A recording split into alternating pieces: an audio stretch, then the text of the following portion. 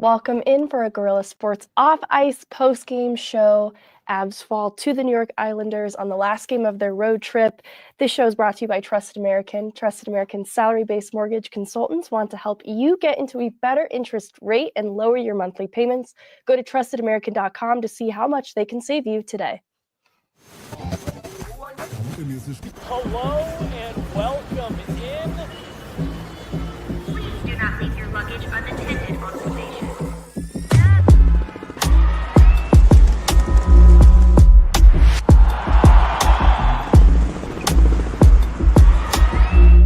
Welcome to the show. Hello, everybody. Welcome back for the final leg of the Guerilla Sports off-ice post-game show. Avs fall 5-2 against the New York Islanders to close out the road trip 1-2-0. They'll be back home on Friday to take on the St. Louis Blues and compete for some very important Central Division points. Now, when we did a podcast last week talking about what we wanted to see from the Avs over this road trip, we talked about how these were beatable games. And I think at least 4 points was kind of the ideal, win 2 of the games at least. So for them to come away with just one win, leave some points on the table when I talked about it, the lead that the Wild have over Colorado in the Central Division, 2 points, 3 points back of Dallas. It's starting to get important for the Avs to begin racking up points. However, I'd be remiss if I didn't mention the fact that on Friday night, Mikko Rantanen was traded from the Colorado Avalanche, leaving a big hole, not just in the top 6 of the lineup, right? That's a big points producer, top in the league this year. That gets shipped out, but it's a hole in the locker room, a personality, a friend that has been playing hockey, seeing these guys around the rink every day for 10 years. I have to imagine that not only the Rantanen loss, but also the new addition of players being dropped in newly to a system that they have to get adjusted to on the fly. You've got 2 weird matinee games back to back, so those players get dropped in game 1 without even a skate, probably don't even really get to make introductions.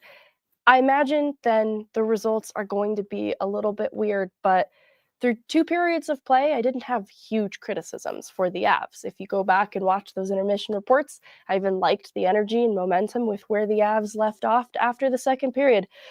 But things get a little out of hand in the third period. I talked about Malinsky's play and how, well, he hadn't done anything to grievously affect the course of this game. And unfortunately, this goal is born from a Malinsky turnover to get New York on the board early into the third period. New York dumps it in to Hans, the first to the goal, below the goal line, battling for it, and Malinsky comes in as relief, but turns the puck over to JPG, and he quickly gives it back to Holmstrom, who's now freed up from his battle with DeHaan to take the puck and move it to the bottom of the right circle and spin and throw it on net. Obviously, would love to see the player coming in to relieve his teammate in a puck battle hold on to the puck then strongly, especially in a dangerous area below the goal line. But it's not just Malinsky. One of the questions that comes in for the post-game segment talks a little bit around the concern of the size of the Colorado Avalanche backend. Bama Metcalf, love seeing you in the chat. Love getting your questions here too. Can we stop pretending smaller D doesn't kill us both in goals in the third period because they put them in a locker? We love jumping Manson and Middleton, but that's why we need bigger guys. Also, where's the offense, Sammy? I'm assuming you were talking about Gerard, but I think that looking for the production from both of the Sams is a fair question, but especially second pair Sam. Sam Gerard on the Bo Horvat goal gets bodied by Horvat, and it was Lee who was kind of Manson's guy that gets around the net in sort of what looked like probably a wraparound attempt. Gerard gets beat back trying to cover Horvat. Manson similarly, that feed from Horvat or from Lee to Horvat gets past him, but Gerard got pretty bullied on that shift, and I imagine that is one of the things that you were talking about. But we'll go back a second here to the Josh Manson no goal just before it, because I think when you look at the defensive pair that's on the ice for some of the goals against, you see Gerard and Manson there for a couple in the end. So this Manson goal was a little bit a reflection of how he can be a contributor offensively when his game is on. It comes from, too, a shift on a line that I probably love the most tonight. competing with the top line in McKinnon and Netchus in terms of who I liked the most was the Colton-Drury and Wood line.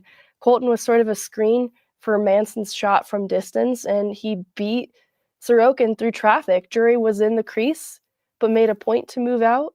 And allegedly, Drury gently kissed Sorokin's blocker. I'm going to be honest, I'm going to need to talk to Donnie with the equipment staff to see if there was a thread loose on Drury's jersey, because I personally didn't see the contact. So maybe it was poking out just a little bit. But as someone who has advocated for player safety, I'm not going to spend too much time dwelling on a goaltender interference call that is in favor of a goalie. But it is sure a shame when Drury, eventually later in the third period, gets them back in within one, at least briefly, and it's born from a great read from Netchus in the neutral zone, a failed line change on behalf of New York, or I guess I should say a misread, and Netchus holds the puck in the neutral zone along the wall for just enough time to kind of bait the New York skaters who are still on the ice into drawing their attention to him, which creates opportunity for him to send a stretch pass to Drury.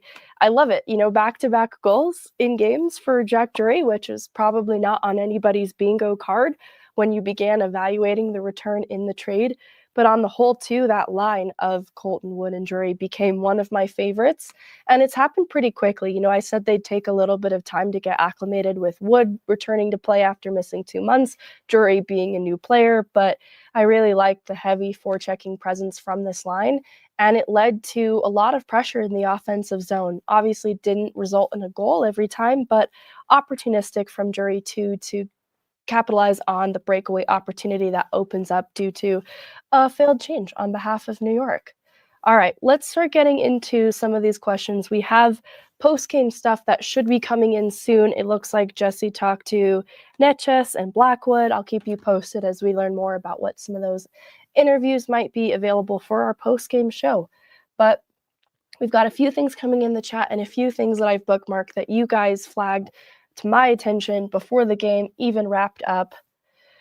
We really need to revamp that third D pair from Leon. It is a shame, I'd given Malinsky some credit in the second period that I just wanted to see him be more of a contributor offensively, because defensively he's usually pretty sound, but the turnover below the goal line was not the move. And tonight, just not a great showing from the third pairing. Usually the prototype that the Avs have operated with, how they construct that third pair, is reliable defensively, stay-at-home defenseman with a guy that can probably move the puck. And I think that you're getting that in DeHaan. I think that he has a little more puck skill and mobility than a Jack Johnson that we accepted in that role last year. But our palette became adjusted to something a little bit finer and richer with the Sean Walker trade as being an option on that third pair that could elevate to a second line or second pair role as needed. And we just haven't really gotten that sort of an option. And, it's been a weird situation for the Colorado Avalanche with their defensemen this year. They thought Shillington might be an option. Obviously, they moved on from Brandstrom.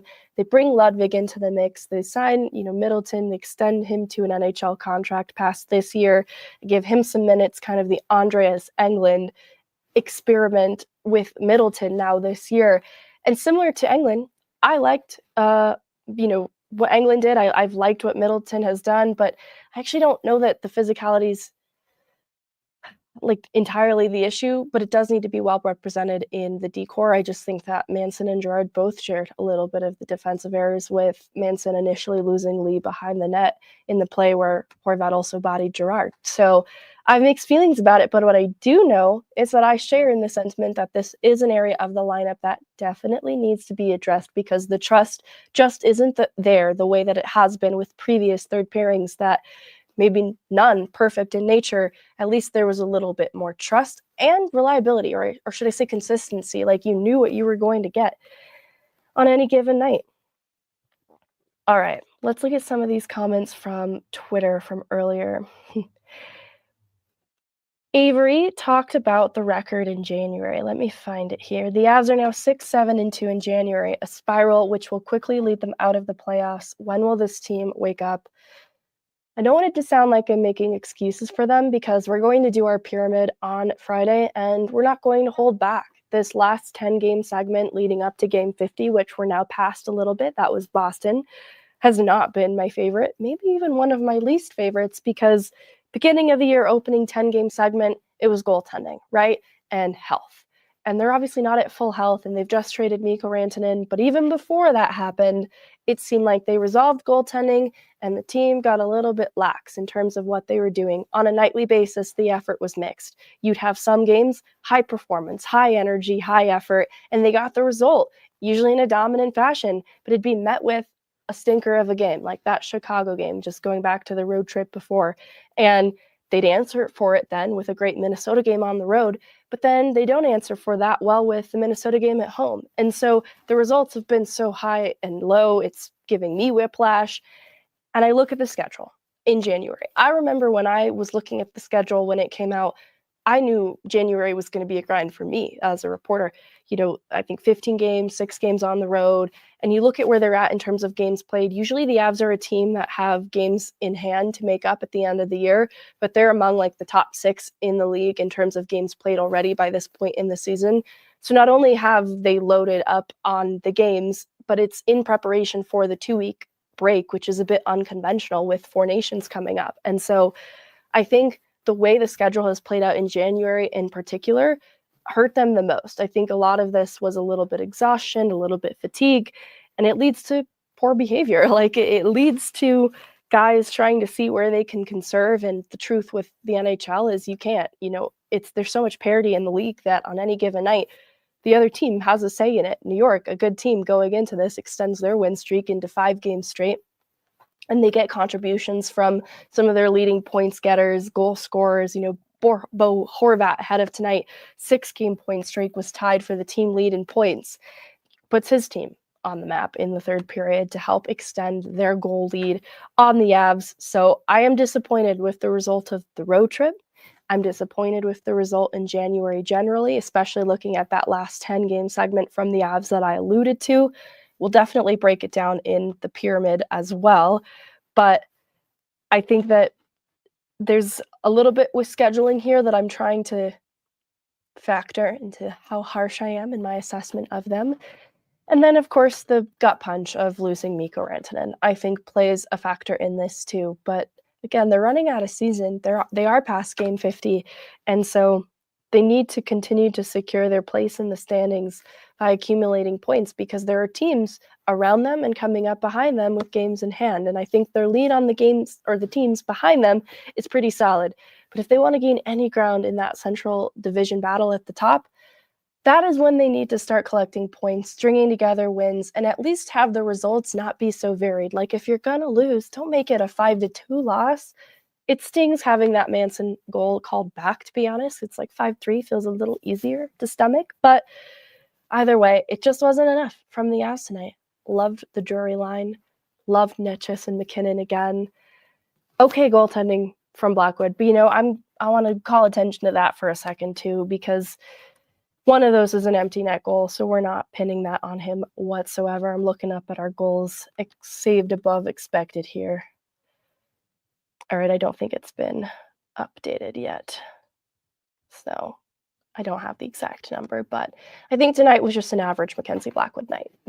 I don't think it was necessarily his best. I think he had saves in the first period that kept them in it when they maybe didn't deserve to be. And so it just needs to be a little bit better. The net front coverage, again, it was pretty poor in the New York Rangers game.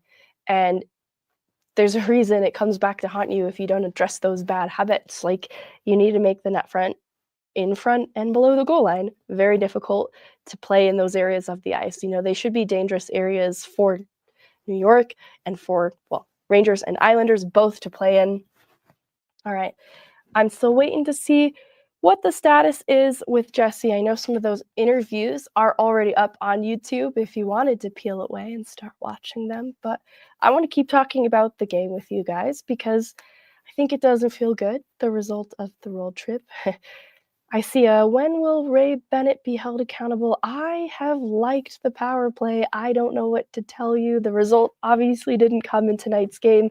You've got a new player on that top unit. I think they've earned themselves a little bit of a leash then with the new player, and the fact that the process looks different to me. And so the result might be measured the same in terms of 0 goals capitalized on the power play still the last couple of games.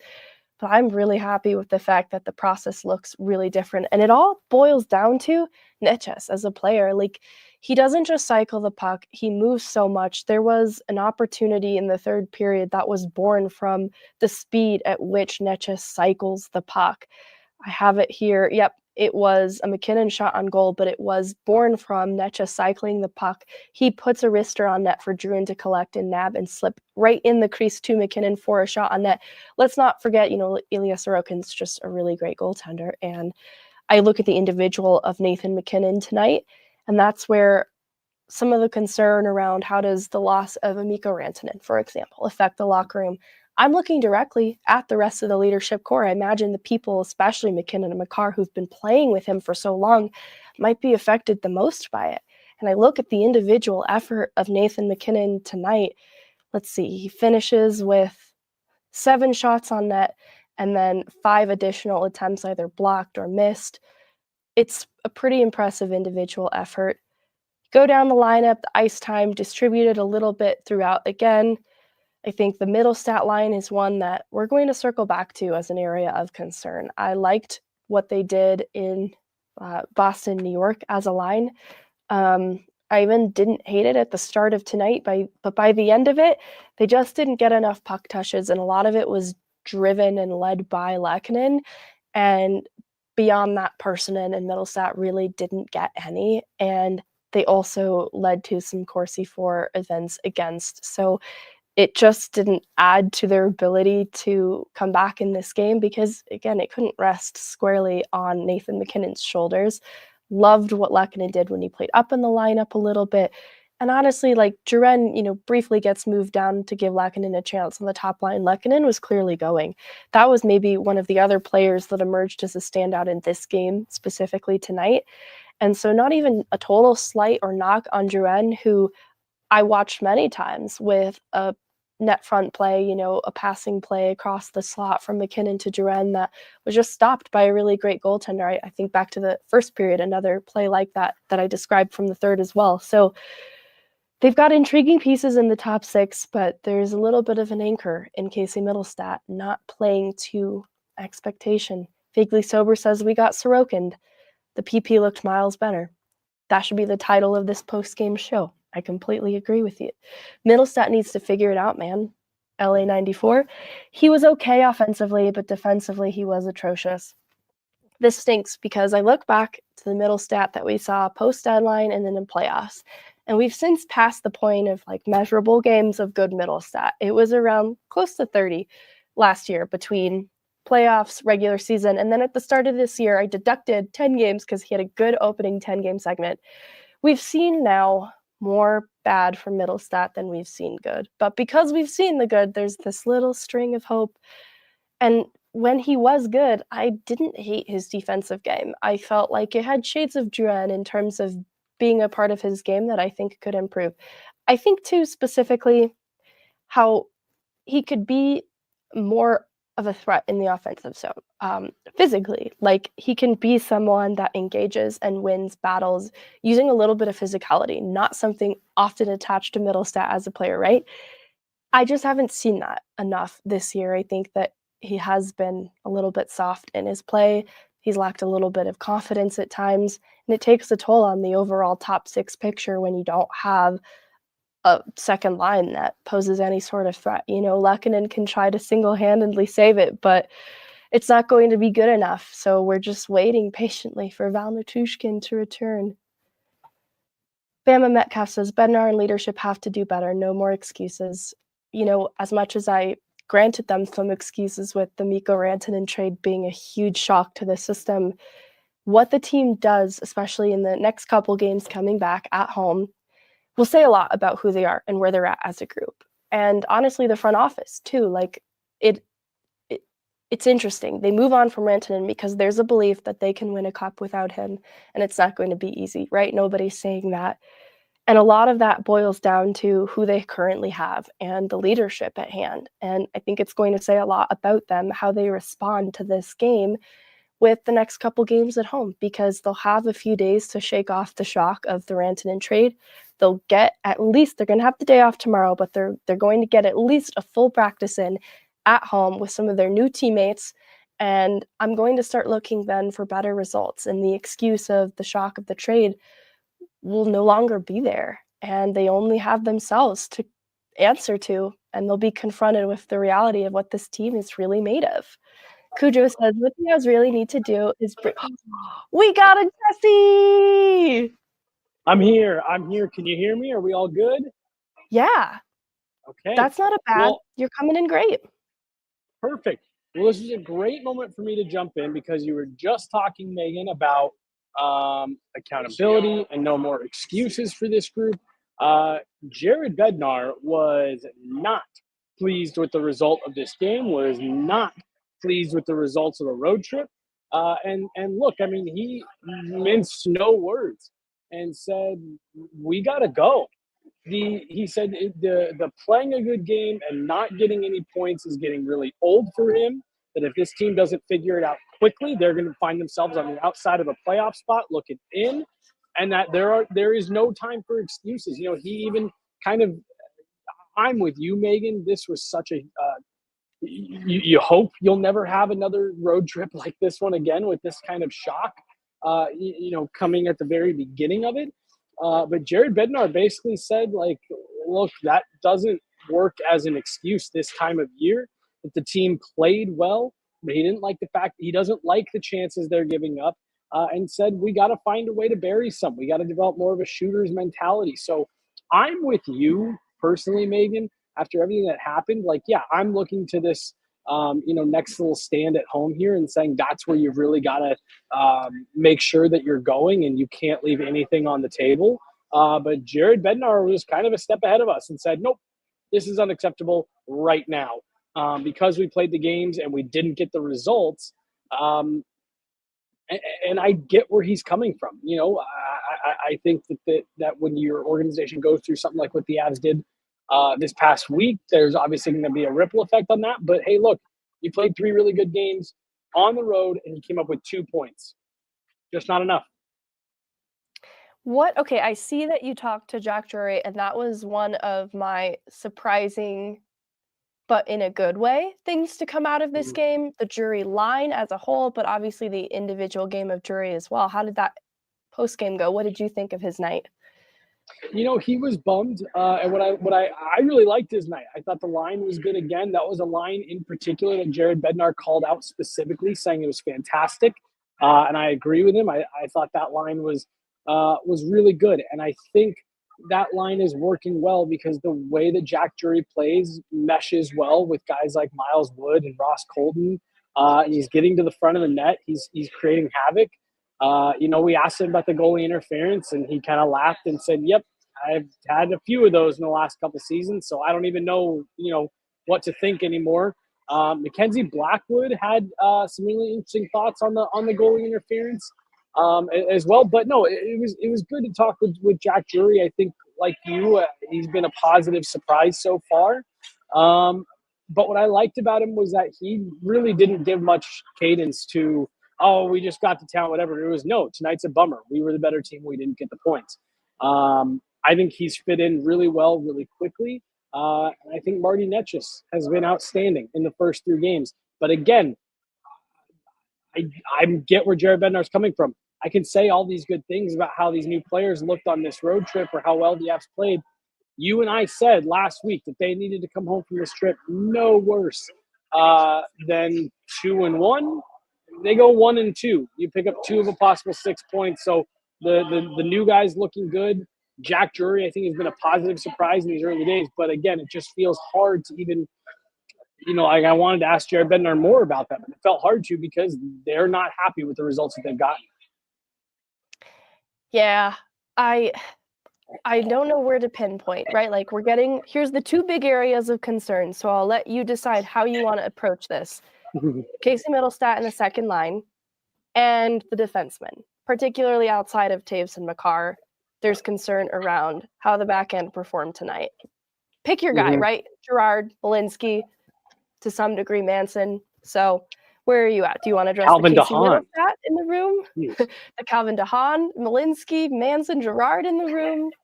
Well, let's start with Casey because I think that is the most up and down. Like, I think Casey's been better over the last, I don't know, week, 2 weeks, but it's continued to be inconsistent. I got on right as you were talking about the fact that he's a little bit of an anchor right now. It's I was talking with folks about it the last couple of days here in New York, and just how puzzling the Casey Mittelstadt situation is.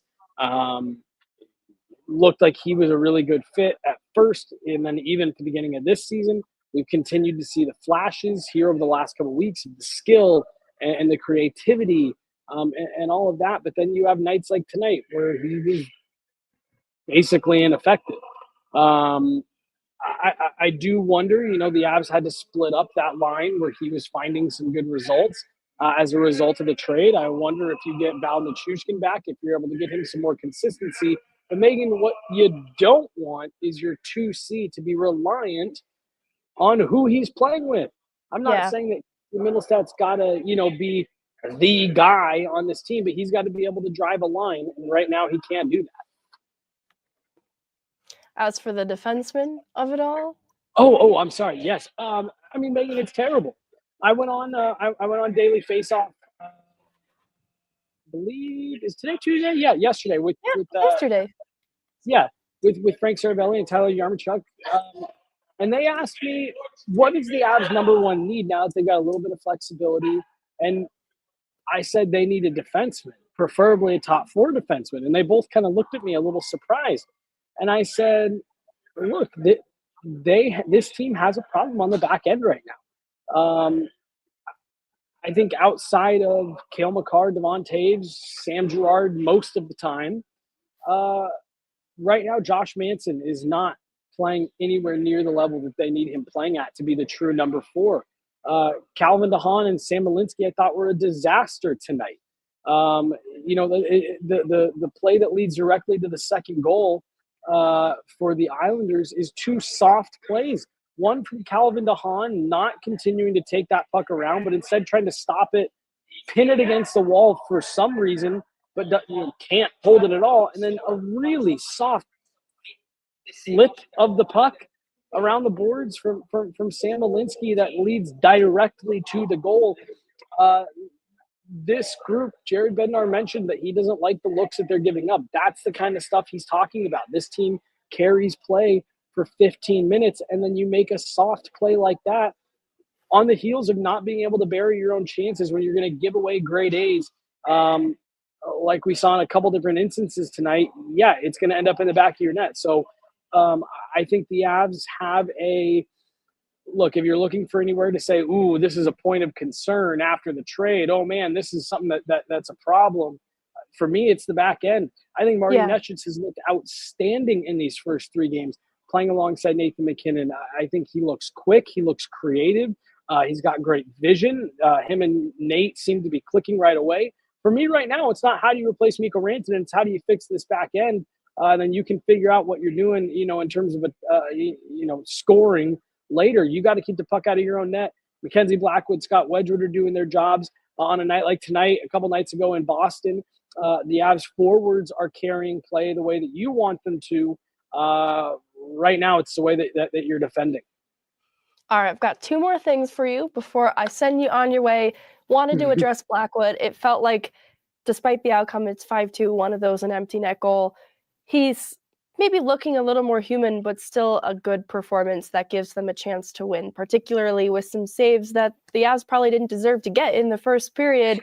What are your thoughts on Blackwood and what this means moving forward? Like, do you not think too much about this?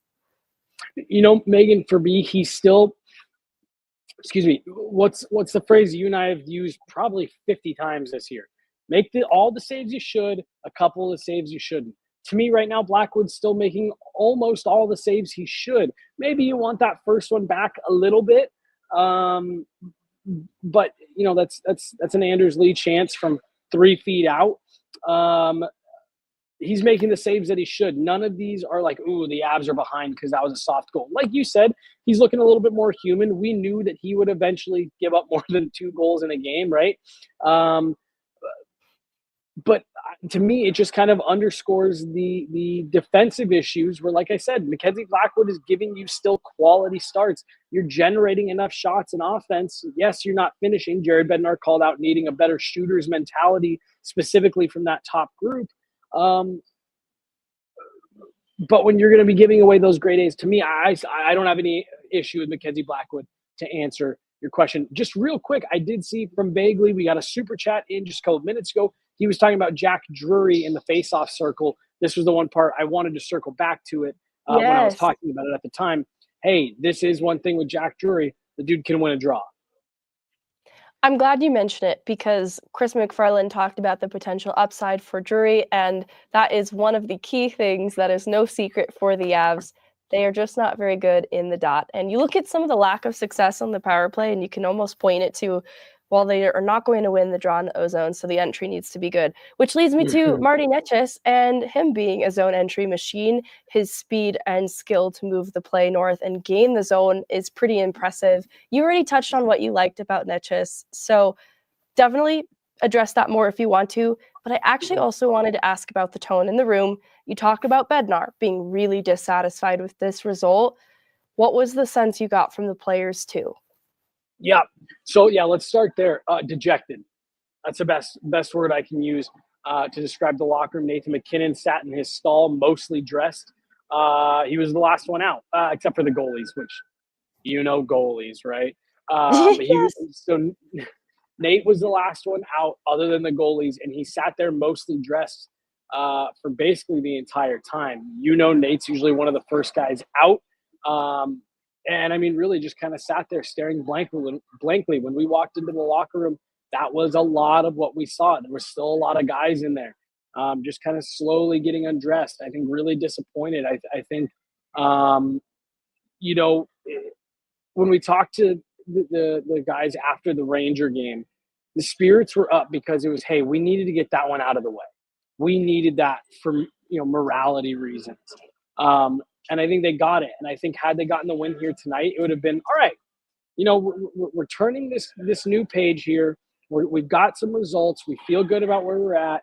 The new guys have impressed. All right, let's go. But the fact that you played 3 games and you came out with 1 win, compounded with everything that happened. I'm not saying that's a reason why they play that way, but I'm just saying in terms of morality for that locker room, I just think that was a huge kick in the pants for the last 5 days. You know what I mean? Like these guys need to get home. No, I agree. I think they need to get some sense of normalcy back, returning to their homes, sleeping in their beds, and getting a full practice in as a team. And I don't want to forget Hurricane Teabag's earlier super chat. Thank you so much, Teabag. He's a question for you. Jesse, if the Long Island iced teas are better in Long Island? I haven't tried one here in Long Island. I've been staying in the city just near the train station, but if I can find a Long Island iced tea. Ooh, do we have them going? Do we have the lights? They're going. You can't tell, but they're going. I can see them. If I can find myself a Long Island iced tea before I get off of Long Island when you and I are done here, I will do so, and I will report back live on the next pod. But if I can't, I will add that to the list for when we come back next season. Our next pod is the Pyramid Pod, so I'm excited to maybe even have you drink a Long Island iced tea that you've recreated from what you learned in Long Island live on the set. Yes. All right. Man, we may need a pour one out and just wait a day on the pyramid. It's going to be a lot of reshuffling here. But I did just want to make one last point on Marty Necas. Jack Drury kind of reiterated to me again after the game that he said a lot of fans in Colorado are going to be really surprised by how good Marty Necas is. And he said he's one of the most, if not the most dynamic player that I've ever played with. He's fast. His hands are great. Just watching him in warmups for me, Megan, he's a fun player to watch. I'm really anxious to see what this guy can do playing next to Nathan MacKinnon. And not just Nathan MacKinnon, Cale Makar, playing in this system, playing at this pace. I think it's going to be interesting to see what he can do. He's not Mikko Rantanen. It's going to be tough to recreate that at any point, but this is a guy who's on pace for more than 90 points right now, and he's looked really good through his first 3 games with the Avs. again, it just feels a little bit sour because they only got the result in one of those. All right. I agree. I've really loved what I've seen of both the new guys, Netchus in particular, and seeing some of the things on his player card is one thing, but getting to see it live in action really gets me excited with hope and potential for what he could be. So I'll send you on your way so you can get back traveling to Colorado. Off day tomorrow, so hopefully that makes things a little bit easier, at least on the Avs coverage side, unless they do anything crazy again. I was going to say, and I thought Friday night was going to be easier on the Avs coverage side too. I was calling you. I was like, oh my God, Megan's sick. I don't even know what's going on here. Yeah, it was just crazy. So like you said, hopefully a nice day off tomorrow where I'm traveling back and they don't trade for like 3 different guys or something like that. I don't even know what to expect at this point. Jesse Montano live on the road in New York with all of the post-game coverage, interviews, presser with Jared Bednar on the Guerilla Sports YouTube channel now. So you guys, we're going to be wrapping up this shortly, so go check those out immediately after and hear from Jared Bednar. Netchus, Blackwood, Jack Drury, and Jared Bednar all from tonight. Mackenzie Blackwood, some interesting thoughts on the goaltender interference call, which you and I didn't even get into. We might need to park some more time for that because this call here tonight, I think kind of just opens a different side of the conversation. Mackenzie Blackwood gets into that a little bit. I love it. Great work, Jesse, in getting Mikko Rantanen too, in addition to everything that you did for the game coverage tonight. So don't forget to check out the Mikko Rantanen exclusive if you want to have a real mix of emotions tonight. Yeah, and I even got a shot of him out at Carolina Hurricanes morning skate in bright red head to toe. There was one guy who was sitting behind us, a different media member, and he goes, I don't know, it doesn't look that weird to me. And me and Peter Baugh turned around, I was like, it looks really weird. It's really weird. So, yeah, that's all out there from today. Great work, Jesse. I can't wait for you to get back to Colorado safely so we can unpack a little bit more of this road trip and last 10-game segment that we didn't love. Yes. No, thank you very much. No, looking forward to getting back, Megan.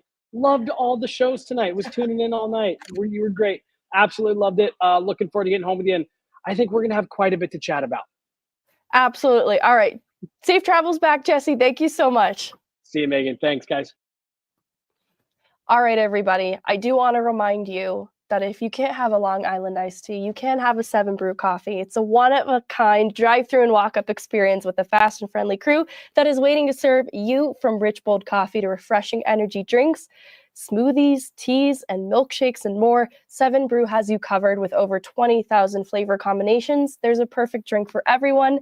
At 7 Brew, they believe in cultivating kindness with every cup, and their fully customizable menu is just the beginning. Before you hit the road, power up with 7 Brew and Firestone and experience the coffee revolution. Well, covered a lot of bases tonight in a little bit of a disappointing postgame and disappointing road trip, but the Avs are back at home on Friday to play St. Louis, the Flyers, before going off to Canada for a tough Canadian road trip. So they've got 2 games at home coming up. I'm expecting big things, especially against a Central Division opponent in St. Louis, to start recouping some of these points that I think they absolutely need to start stringing together. Thank you guys so much for tuning in along the way for a lot of a solo show. It was a little bit different for me, so thank you for being kind and patient throughout the process. And go watch Jesse's interviews immediately after I end it here. All right, you guys, we'll be back Friday. Thank you so much for tuning in. I'm Meghan Angley, and this is Guerilla Sports Off Ice.